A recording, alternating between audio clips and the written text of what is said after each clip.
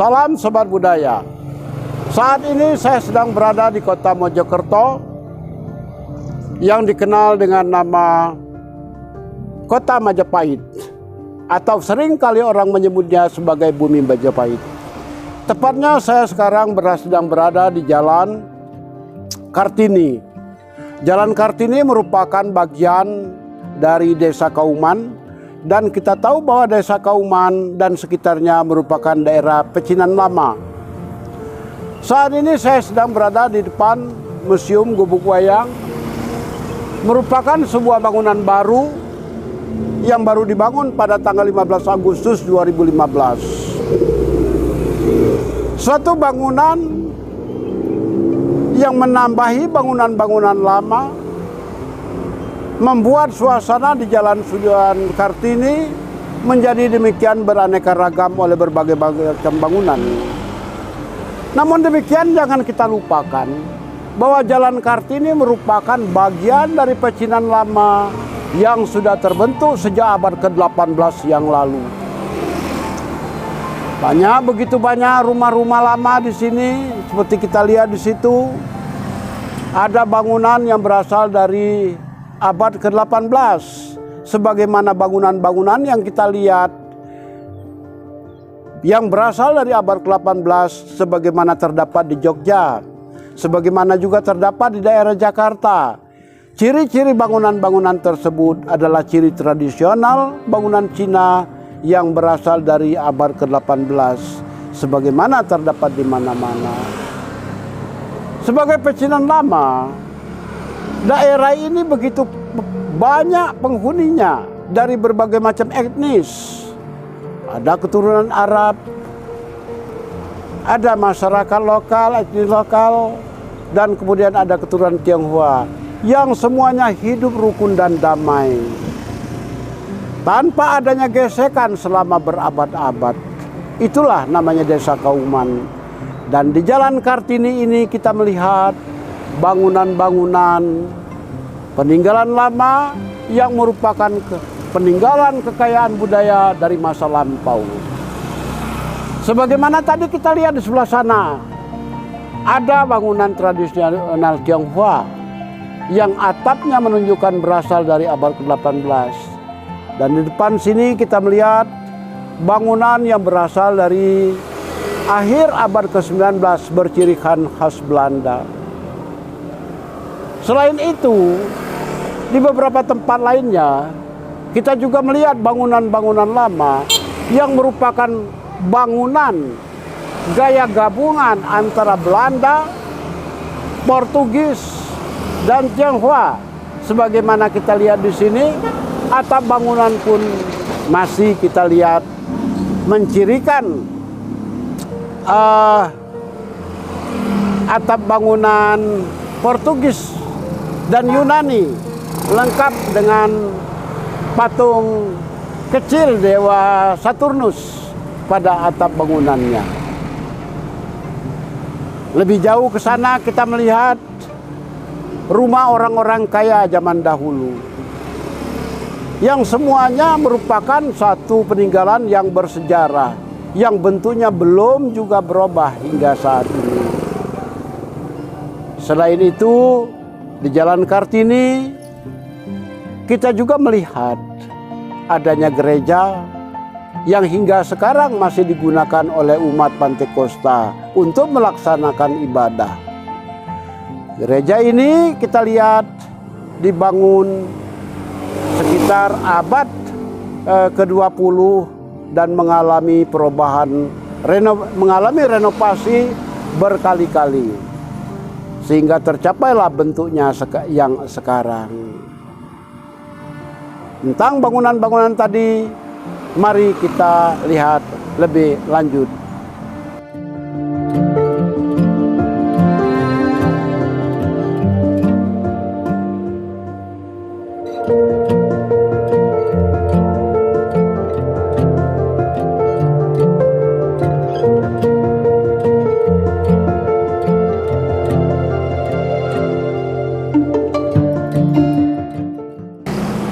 Kita berada di ujung Jalan Kartini, ujung barat Jalan Kartini. Disinilah awalnya pecinan tersebut dibangun pada akhir abad ke-18 yang meninggalkan begitu banyak bangunan dengan ciri-ciri seni bangun antara pertengahan abad ke-18 hingga 19. Sebagaimana yang kita lihat di belakang sana, bangunan seperti ini banyak terdapat di Pasar Baru, Jakarta, pusat pertokoan Pasar Baru Jakarta maksud saya, atau pertokoan di daerah Cilincing, Jakarta. Demikian juga bangunan seperti ini dapat kita jumpai di pecinan-pecinan lama di berbagai kota. Ini menandakan pastinya bahwa sebenarnya pecinan Mojokerto pun sudah mulai dibangun pada akhir abad ke-18. Dan bukan hanya bangunan ini saja, demikian banyak bangunan lain seperti yang ada di depan sini. Ini merupakan bangunan-bangunan lama yang berasal dari abad ke-20. Disinilah tinggal di daerah pecinan lama ini yang merupakan bagian dari Desa Kauman, Kecamatan Prajurit Kulon, Kota Madya Mojokerto, hidup berbagai macam etnis, mulai keturunan Arab, keturunan Tionghoa, dan suku etnis lokal. Mereka hidup, bekerja sama, berada dalam persaudaraan, bergandeng tangan dalam menjalani kehidupan sehari-hari. Inilah wajah sebagian kota Mojokerto. Sebagaimana tadi, ada gedung yang berasal dari abad ke-18 yang kita lihat di penghujung Jalan Kartini sebelah barat tadi. Kita juga menjumpai gedung yang bangunan zaman Belanda yang kelihatannya berasal dari akhir abad ke-19. Bercirikan tradisional Cina, dan gedung semacam ini hanya mampu dibangun oleh orang-orang kaya zaman dahulu dengan hiasan-hiasannya, ornamennya begitu bagus, ditambah dengan kayu-kayunya yang bermutu tinggi. Sehingga gedung semacam ini dapat bertahan hingga ratusan tahun tanpa lapuk ditelan zaman.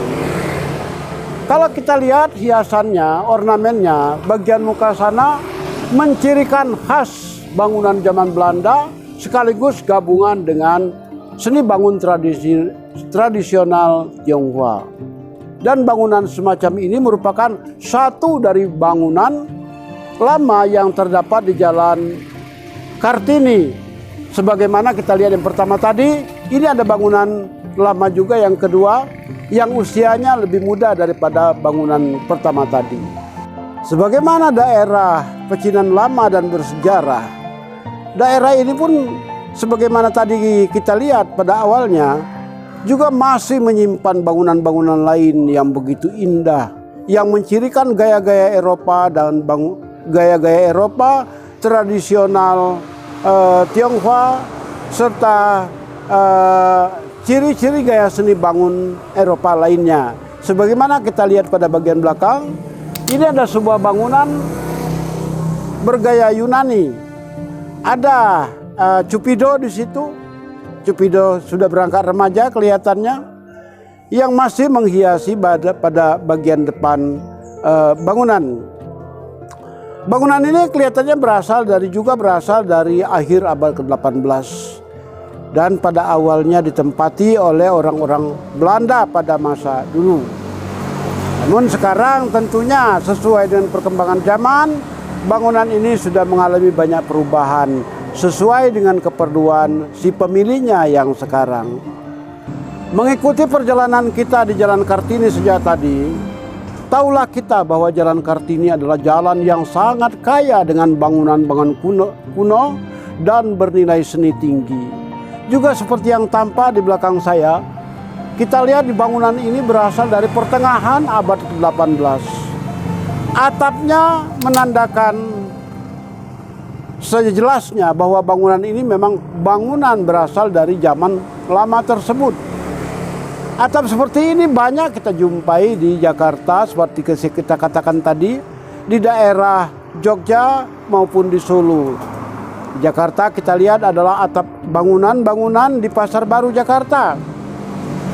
Atap yang puncanya begitu tinggi, hubungannya begitu tinggi dengan atap melengkung dan kemudian melandai pada bagian tepi-tepinya. Disinilah kita bisa melihat bahwa Jalan Kartini memang merupakan jalan yang ramai sejak berabad-abad yang lalu. Teristimewa sejak abad ke-18. Bangunan-bangunan semacam ini masih banyak terdapat di bagian-bagian lain kota Mojokerto.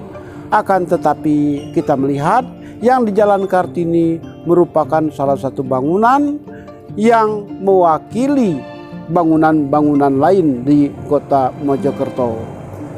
Kita lanjutkan perjalanan menuju ke sana dan kita akan menjumpai bangunan-bangunan lain lagi.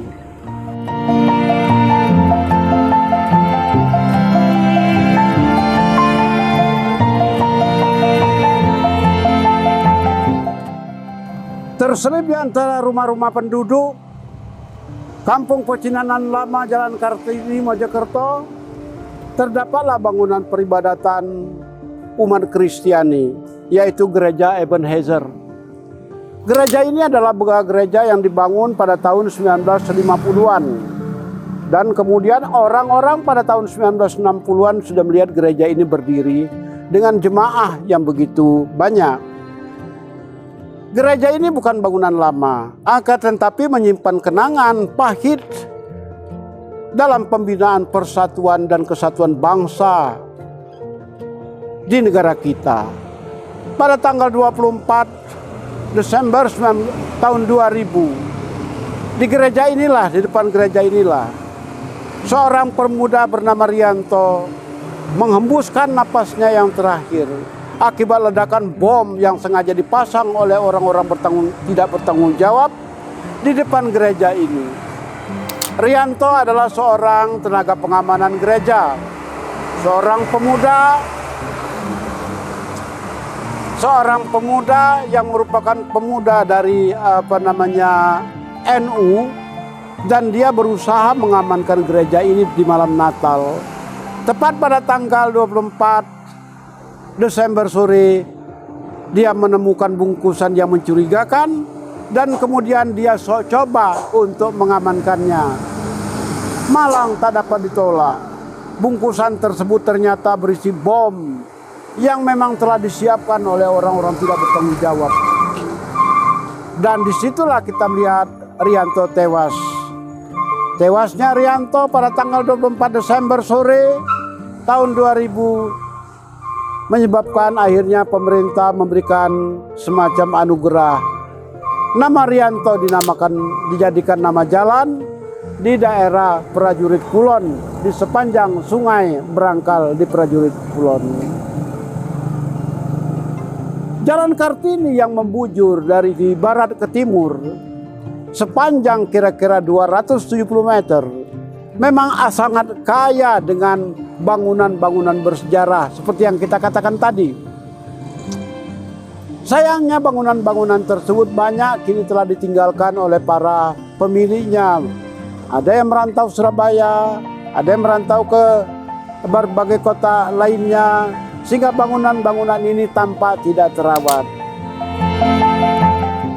Akan sangat indah sekali seandainya Jalan Kartini ini kemudian memiliki bangunan-bangunan yang kemudian dirawat demikian rupa sebagaimana bangunan-bangunan yang dihuni lainnya. Akan tetapi demikian kenyataannya kita lihat sampai saat ini belum ada gerakan-gerakan tertentu yang bertujuan untuk merawat bangunan-bangunan tadi. Alhasil inilah yang kita lihat. Di penghujung Jalan Kartini bagian timur kita akan melihat satu bangunan bersejarah lagi, yaitu sebuah toko yang memang sudah ada sejak tahun 1950-an. Toko tersebut adalah toko Istun. Toko Istun adalah toko yang menjual sarana-sarana peribadatan dalam agama Islam. Pemiliknya adalah seorang ulama yang sudah sangat sepuh dan sekarang telah meninggal dunia, dan tokoh tersebut hingga kini masih tetap membuka dan membukakan pintunya untuk melayani pembeli, dan hingga kini tokoh tersebut masih tetap dikelola dengan baik oleh generasi-generasi berikutnya setelah pemilik pertama tiada.